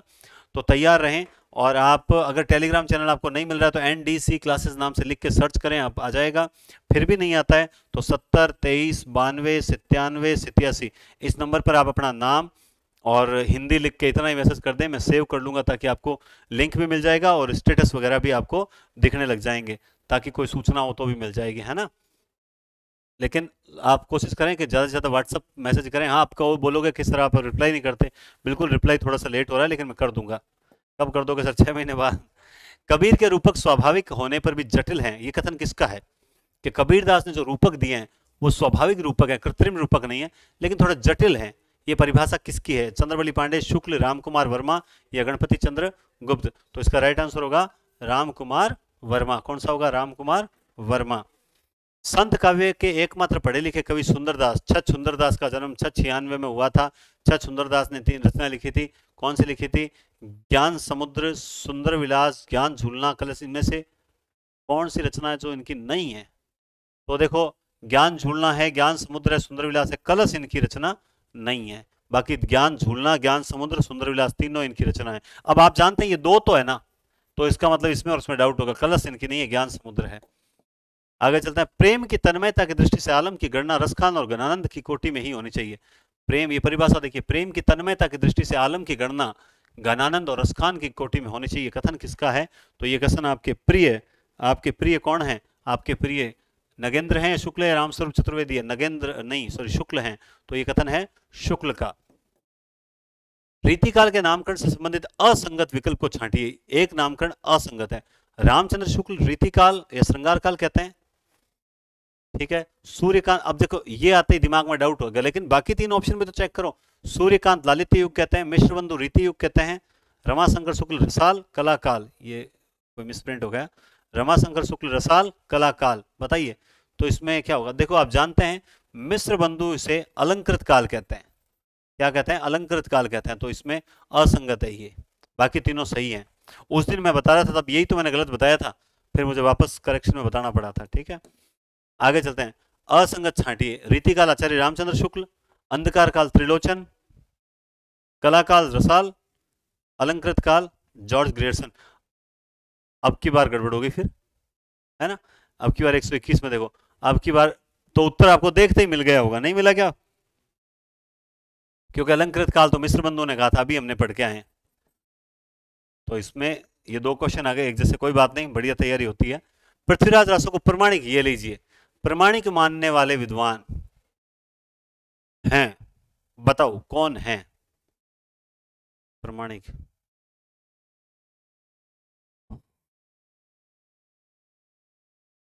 ये तो मानते हैं अर्ध प्रमाणिक, ये मानते हैं अप्रमाणिक। प्रमाणिक मानने वाले कौन है? दशरथ शर्मा। इसकी मैं कल ट्रिक बताऊंगा, बहुत जबरदस्त, आप अटकोगे ही नहीं, एक बार भी नहीं अटकोगे, गारंटी से। मैंने अभी बताया ना, अनुदित नाटकों के जो सन है मैंने किस तरह से बताए, 68, 72, 73, 75, 77, 78 और 80, बस ये इसके सन है। अब आप क्रम से उनको रख दोगे, फिर सन रख दो, कोई दिक्कत नहीं आती। निम्न में से कौन सा नाटक है जो मौलिक होते हुए भी रामचंद्र शुक्ल अनुदित में शामिल करते हैं? तो वह है सत्य हरिश्चंद्र, है ना, सब बता दूंगा। छंदों का राजा किसने कहा है? मिश्र बंधु शुक्ल, बच्चन सिंह, नामवर सिंह। छंदों का राजा किसने कहा है? तो छंदों का राजा कहा है, आप बताइए, ऑप्शन मैं नहीं बताऊंगा, जल्दी से बताओ, देखें आप बताइए। नामवर सिंह, नामवर सिंह। आगे चलते हैं 124 पर। दो सुखना से क्या तात्पर्य? आप सबको पता है कि दो सुखना लिखा है मीर खुसरो ने दो, ये दो सुखने का मतलब क्या होता है? व्यंग्य रचना, सांसारिक सुखों की परिकल्पना, दो तीन प्रश्नों का एक ही उत्तर, अलौकिक सुखों की परिकल्पना। होता क्या है ये? व्यंग्य होती है, क्या होती है बताओ? देखें तो आप में से बहुत जने आंसर दे रहे होंगे ए, लेकिन आपको बता दूं इसका राइट आंसर ए ही नहीं होगा, बल्कि होगा दो तीन प्रश्नों का एक ही उत्तर। राइट आंसर होगा सी, दो तीन प्रश्नों का एक ही उत्तर। आगे चलिए। भक्ति आंदोलन के उद्भव का कारण मानने वाले विद्वान का असंगत कर्म है। अभी मैंने थोड़ी देर पहले आपको बताया था, ईसाई प्रभाव ग्रियर्सन। ये पूछ रहा है असंगत कर्म। भक्ति आंदोलन के उद्भव का कारण मानने वाले विद्वान का असंगत क्रम है। ईसाई प्रभाव ग्रियर्सन, मुस्लिम प्रभाव शुक्ल, स्वाभाविक विकास हजारी प्रसाद द्विवेदी, मार्क्सवादी प्रभाव राम। तो देखिए ये ग्रियर्सन सही मानता है, मुस्लिम ये सही मानते हैं, स्वाभाविक विकास ये सही मानते हैं, मार्क्सवादी प्रभाव है रामस्वरूप चतुर्वेदी, ये गलत है। तो इसका राइट आंसर क्या हो जाएगा? डी ऑप्शन हो जाएगा। क्या हो जाएगा? डी ऑप्शन हो जाएगा। नेक्स्ट क्वेश्चन देखिए आप लोग। उत्तरी भारत में भक्ति आंदोलन के त्रिमूर्ति कौन थे? उत्तरी भारत में जब भक्ति आंदोलन, भक्ति द्रविड़ी उपजे लाए रामानंद, है ना, भक्ति द्रविड़ी उपजे लाए रामानंद, इस वाक्य में भक्ति आंदोलन की त्रिमूर्ति कौन थे? कबीर रैदास बाबालाल, जम्बनाथ, या फिर रामानंद, या कबीर नानक रैदास। तो आपका दिमाग यहां नहीं जा रहा क्या? मैं बता दूं आपका दिमाग यहीं जाना चाहिए, और नहीं जाएगा तो आंसर ये राइट ये है। त्रिमूर्ति में रामानंद शामिल नहीं थे, त्रिमूर्ति में ये तीन ही शामिल थे, याद रखना इस बात को, ठीक है। इनमें से कुछ प्रश्न अपने नोट्स में नहीं है, लेकिन अच्छे प्रश्न हैं, उससे मिलते जुलते प्रश्न, तो मैं ऐसा नहीं है कि अपने नोट्स पे ही आधारित रखूं, नहीं, थोड़ा बहुत आपको एक्स्ट्रा भी देता रहता हूं। भक्ति काल के प्रमुख संप्रदाय एवं उनके प्रवर्तक का असंगत क्रम बताओ। असंगत। ब्रह्म संप्रदाय मध्वाचार्य का है क्या? चैतन्य संप्रदाय चैतन्य महाप्रभु का है क्या? स्मार्ट संप्रदाय या दस्तामी संप्रदाय शंकराचार्य का है क्या? उदासी संप्रदाय बाबालाल का है क्या? ये क्या हो गया 127 में? क्या होगा? ये भी बहुत अच्छा प्रश्न आ गया 127 में, बताओ देखें 127 में। उदासी संप्रदाय किसका है? वो तो उनके पुत्र का नहीं है क्या? वो क्या नाम है? याद नहीं यार, बाबा लाल का तो नहीं है, ये गलत है। ये बाकी तीन तो सही हैं, ये गलत है। मुझे याद नहीं आ रहा है किसका है वो उनका उनका पुत्र होता है, किसका है, दादू का है, किसका है, याद नहीं आ रहा। संत काव्य की प्रमुख प्रवृत्ति नहीं है निर्गुण की उपासना, ये तो है क्या, जाति पाति का विरोध, बहुदेववाद, अवतारवाद का खंडन, अतिशयोक्तिपूर्ण वर्णन। बताओ देखो कौन सी प्रवृत्ति इनकी नहीं है, बताओ राइट आंसर। तो राइट आंसर होगा दोस्तों अतिशयोक्तिपूर्ण वर्णन, बिल्कुल। सोना मत, बस 10-12 क्वेश्चन और बचे हैं, जागते रहो, है ना। धूरा वाला देश जागरे, ऊंटा वाला देश जागरे, छाती पर पैणा पड़या नागरे, धूरा वाला देश जागरे। उठ खोल उणिंदी आंखड़ल्या, नैणारी मीठी नींद तोड़ रे, रात नहीं अब दिन उग्यो, सपनारो कूड़ो मोह छोड़ रे, थारी आंख्या में नाच रहा जंजाल, सुहानी बाता रातू कोड मनावे, उन जुगरी सुनियोड़ी बोधी बाता, है ना। तो जागते रहो, बस राजस्थान के हो तुम, वी आर राजस्थानी, हम राजस्थानी हैं, मैं राजस्थानी, हाँ, है ना। हम उस भूमि से आते हैं जो वीरों की भूमि कहलाती है, तो हमें इस बार सिलेक्शन देना ही देना है, साथ में मतलब बहुत जबरदस्त रैंक हासिल करनी है। पढ़िए आप अभी तक 10-12 दिन, जब तक लास्ट समय नहीं आ जाए कि बस पेपर शुरू होने वाला है, बल्कि पेपर खत्म हो जाए, ओएमआर सीट आप टीचर को पकड़ा नहीं दो, तब तक हार मत मानना, क्योंकि समय है, कभी भी पलट सकता है। चक्की है ना, चक्की चलती चाकी देख कर दियो कबीरा रोए, लेकिन यहाँ पर चक्की चारों तरफ घूमती है, मतलब आज आपका समय विपरीत है, कल आपकी तरफ भी आएगा, क्योंकि समय है एक सा कभी नहीं रहता, एक तरफ कभी नहीं रहता। पॉजिटिव रहिए, सकारात्मक रहिए, और बताते रहिए कि कबीर की रचनाओं को धर्मदास द्वारा बीजक ने संपादित कब किया था, 1468, 1565, 1464 या 1562। बताओ देखें, राइट आंसर बताओ देखें इसका क्या होगा। तो इसको किया था 1464 में किया था ना, 64 ही करियो नहीं, 1400, भाई मुझे तो 64 याद आ रहा है, धर्मदास द्वारा, हाँ 1464 ही है, ठीक है। सूफी काव्य धारा की प्रेम पत्ती भारतीय प्रेम पत्ती के अनुकूल ही है, ये कथन किसका है। मतलब वो कहते हैं सूफी काव्य धारा और भारतीय प्रेम दोनों एक ही चीज है, ये कथन किसका है। बहुत ही बढ़िया प्रश्न आया है। और अब की बार ये परिभाषा जो है बहुत ही गजब व्यक्ति की परिभाषा है, जिसकी मैंने जब हिंदी साहित्य का इतिहास पहली बार देखा कि हिंदी साहित्य का इतिहास भी कोई चीज होती है, तब मैंने जिसके ग्रंथ को सबसे पहले हाथ में लिया था, मार्केट से सबसे पहली किताब मैंने खरीदी थी, वो किताब खरीदी थी आप महाशय की, डॉक्टर नगेंद्र की, और वो मेरी हिंदी साहित्य इतिहास की पहली किताब है, मेरे घर में आने वाली पहली किताब डॉक्टर नगेंद्र की है ना। आगे चलते हैं। जायसी कृत रचना है, अखरावट, आखिरी कलाम, चित्ररेखा, कहरनामा, मसलानामा, कानावत। तो ये तो देखते ही आपने बता दिया होगा, अखरावट, आखिरी कलाम, चित्ररेखा, कहरनामा, मसलानामा, कानावत, ये सारी की सारी किसकी हैं, जायसी की हैं। ठीक है, आगे चलते हैं। चांदायन का मूल नाम लोर कहा या लोर कथा मानने वाले कौन है। चांदायन को लाड से बुलाता था, लाड भाई आपको आपके लाड से कौन बुलाती है, आपका नाम होगा सोहन मोहन, लेकिन सोनुड़ो मोनुड़ो यहाँ कौन बुलावा था ना, यहाँ बुलावा एक ही आदमी, कौन बुलावा है, माता। तो चांदायन का मूल नाम लोर कथा कहा किसने पुकारा है, डॉक्टर माता प्रसाद गुप्त ने। आचार्य शुक्ल ने राम काव्य परंपरा का प्रथम कवि किसे माना है, ये भी बहुत बढ़िया प्रश्न है भाई साहब, ऐसे प्रश्न मुझे बहुत अच्छे लगते हैं, आपको लगे ना लगे। आचार्य शुक्ल ने राम काव्य परंपरा का प्रथम कवि माना है, किसको माना है, बताओ देखें।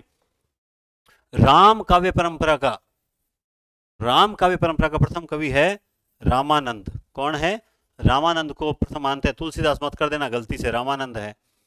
सूर सागर का सबसे मर्मस्पर्शी और वाग्वेदज्ञ पूर्ण अंश भ्रमर गीत है। सूर सागर के बारे में, सूरदास के बारे में अगर कोई प्रशंसा कर रहा है ना, सूर के काव्य में तो रस के छींटे पड़ते हैं, सूर ऐसा है, सूर वैसा है, तो वो सूर एक ही है, अपने सूर का लाडला एक ही है, सूरदास का, शुक्ल, शुक्ल ही बोलता है जितना भी सूरदास के बारे में बोलता है। मेरे नोट्स में आप देख लोगे 15 परिभाषाएं लिखी हुई होगी शायद सूरदास के बारे में, 15 के 15 शुक्ल की है। ठीक है, आगे चलते हैं। नंददास द्वारा रचित एक प्रकार का पर्याय कोश ग्रंथ, पर्याय कोश ग्रंथ कौन सा है, एक प्रकार का पर्याय कोश ग्रंथ कौन सा है, जल्दी से आंसर दीजिए। तो वो पर्याय कोश ग्रंथ कौन सा है, अनेकार्थ मंजरी, रूप मंजरी, अनेकार्थ मंजरी, नाम मंजरी। तो ये दो बार रूप आ गया, गलत हो गया, लेकिन फिर भी राइट आंसर तो अनेकार्थ मंजरी ही है इसका। ये पर्याय ग्रंथ कहलाता है, याद रखना, ये पर्याय ग्रंथ कहलाता है। प्रतीक शैली में रची गई विज्ञान गीता की रचयिता किसकी है, सिंपल सी बात है, फालतू घुमा रहा है, विज्ञान गीता रचना किसकी है, बता दो देखें। चिंतामणि, तोष, केशवदास, रसलीन, बताओ देखें जल्दी। तो आप जानते हैं रसलीन की तो अंग दर्पण है, प्रस्तुत है ना, अमीय हला हल मद भरे श्वेत श्याम रत्नार जियत मरत झुकी झुकी पर जही चितवत एक बार। तो यहां पर ये रचना विज्ञान गीता किसकी है? केशवदास की है। और ये नाम विज्ञान गीता है, लेकिन याद रखना ये आध्यात्मिक ग्रंथ है। इसका नाम क्या है? विज्ञान गीता, लेकिन ये क्या है? आध्यात्मिक ग्रंथ है। इस बात का विशेष ध्यान रखना। आगे चलते हैं। रीति का शाब्दिक अर्थ क्या है? शैली, परंपरा, प्रणाली, पद्धति, उपयुक्त सभी। ये पहले आया हुआ प्रश्न है। रीति का शाब्दिक अर्थ क्या है? रीति, शैली, परंपरा, पद्धति, प्रणाली, क्या होगा? उपयुक्त सभी। नेक्स्ट क्वेश्चन देखिए। रीति काल की प्रवृत्ति नहीं है। रीति काल में मुक्तक शैली का प्रयोग, ब्रज भाषा का प्रयोग, प्रकृति का आलम्बन रूप में चित्रण, वीर रसात्मक कविता। तो रीति काल की कौन सी प्रवृत्ति नहीं है? 138 नंबर क्वेश्चन बहुत ही शानदार है। बाकी 3 तो है, 1 नहीं है। याद रखें, रीति काल में प्रकृति के तीनों रूपों का चित्रण हुआ है। आलम्बन, उद्दीपन और अलंकारिक, तीनों रूपों का चित्रण हुआ है। प्रकृति के 3 रूप हैं, आलम्बन, उद्दीपन और अलंकारिक। तीनों रूपों का चित्रण मिलता है।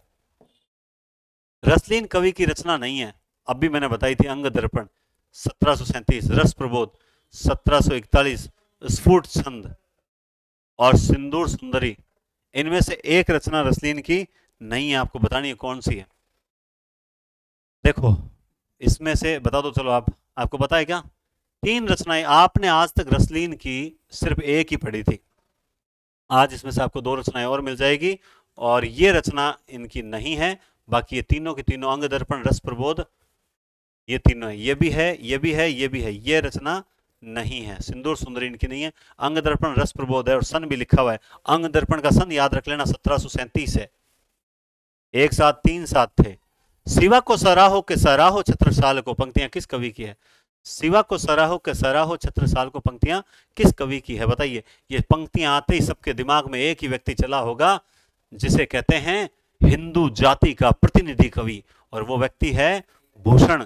जब रीति काल में एक और सब श्रृंगार की ओर जा रहे थे, वहां एकमात्र हिंदू धर्म का जो है ना झंडा लिए हुए भगवा फहरा रहा था भूषण। आगे, मागधी अपभ्रंश से संबंधित नहीं है। बहुत ही बढ़िया क्वेश्चन है। 141 में मागधी अपभ्रंश से संबंधित नहीं है। भाई सीधी सी बात है, मागधी, मागधी यानी मगध क्षेत्र, मगध क्षेत्र से संबंधित कौन सा नहीं है? तो मगध क्षेत्र से संबंधित मगही, भोजपुरी, मैथिली तीनों है। अवधि मगध से नहीं, क्योंकि ये तो पूर्वी हिंदी की है, पूर्व के 36 भाग टाइम पर है। पश्चिमी हिंदी में शामिल बोली नहीं है। बताओ, देखें कौन सी नहीं है? पश्चिम, अभी कौरवी, बांगरू, कन्नौजी या पश्चिमी हिंदी में तो कौरवी, बांगरू, बांगरू हरियाणा वाली है। कन्नौज क्षेत्र, कौरव क्षेत्र, कुरु क्षेत्र से कौरव बना है। मगही कहाँ है? क्या अभी हम पढ़ के आए हैं, ये शामिल नहीं है। उसके बाद देखते हैं, पटना में बोली जाती है। बताओ, पटना में भोजपुरी, मगही, अवधी, बताइए कौन सी बोली जाती है पटना में? पटना में कौन सी बोली जाती है? मगही जो है वो पटना क्षेत्र की बोली है। ये तो आपको देखो रटने पड़ेंगे, ट्रिक्स मैंने बता रखी है, मैंने नोट्स दिए हैं जिनको। पश्चिमी हिंदी में शामिल बोली नहीं है। सिंपल सी बात है। ब्रजभाषा, अवधी, खड़ी बोली हरियाणा में। बताओ कौन सी पश्चिम हिंदी की नहीं है? पूर्वी हिंदी की है। बताओ कौन सी है? अवधी। सतगुरु बपुरा क्या करे, जैसी सही माहे चूक, और भावे त्यों प्रबोधि ले, ज्यों बंसी बजाई फूंक, है ना। सतगुरु बापुड़ा क्या करे, गुरु शिष्य जब ऐसा निकल जाए तो सतगुरु क्या करे, सतगुरु बपुरा क्या करे, जैसी सही माहे चूक। जो शिष्य में चूक है तो क्या करे? कबीर के इस पद का भाव क्या है? गुरु की योग्यता, शिष्य की पात्रता, सहज समाधि और भंवर गुफा। तो इसमें शिष्य की पात्रता 145 में क्या आ जाएगा? शिष्य की पात्रता, कि शिष्य कैसा होना चाहिए? शिष्य भी अच्छा होना चाहिए। केवल गुरु से कुछ पार नहीं होती। अगर गुरु तो वही होता है, कोई को सिलेक्शन होता है, कईयों का नहीं होता। गुरु तो एक ही होता है, कोई भेदभाव नहीं करता। कर मुरली सिर मोर पंख, पीताम्बर उर्बन माल। यहाँ किसके रूप सौंदर्य का वर्णन है? कर मुरली सिर मोर पंख, पीताम्बर उर्बन माल। ये पंक्तियां सूरदास के वहां से ली गई है पद से। इसमें किसके रूप के सौंदर्य का वर्णन है? सिंपल सी बात है, टेको कृष्ण। अरे पढ़ा हुआ है, उसको पता है कृष्ण का नहीं है भाई साहब, ये रूप है उद्धव का। नहीं नहीं नहीं नहीं नहीं नहीं, नहीं, नहीं, मैं भी गलत बता दूंगा भाई। ये रूप उसका उद्धव का नहीं है। बताओ, कर मुरली सिर मोर पंख, ये राधा का है। ये श्रृंगार किसने कर रखा है? राधा ने कर रखा है। बहुत ही बढ़िया क्वेश्चन है ये। 146, ये राधा है भाई, क्लियर बता देता हूं। ये कौन है? ये जो कर मुरली, ये पंक्तियां ना, ये राधा के लिए आई है। कर मुरली सिर मोर पंख, पीताम्बर उर्बनमाल, ये राधा की पंक्तियां। रिपीट कर देता हूं क्योंकि मेरा भी माइंड स्लिप हो जाता अभी। कहियो नंद कठोर भय में, कौन सा भाव है? जाके कहना नंद बाबा से कि आप तो कठोर हो गए हो। ये बात, इस बात में भाव कौन सा है? दुख, चिंता, व्यग्रता या उल्हाना? तो इसमें है उल्हाना, कौन सा है? उलाहना। आगे चलते हैं। अति सुंदर तन श्याम सरी को, किसके रूप सौंदर्य के बारे में? ये वर्णन बहुत बढ़िया, ये पंक्तियां बताओ, देखें किसकी है। अति सुंदर तन, श्याम के जैसा, श्याम के जैसा तन है, किसका रूप सौंदर्य का वर्णन है? यहाँ पे उद्धव, कृष्ण, बलराम या श्रीदामा? यहां पर अब उद्धव का वर्णन है। किसका है? उद्धव के बारे में। आपको तुल का अर्थ क्या है? तुल, ये पंक्ति आती है सूरदास को पढ़ता है तो तुल, शरीर जो है वो किसके समान चल रहा है? रुई, कपड़ा, मकान, कोई नहीं। बताओ, देखिए राइट आंसर।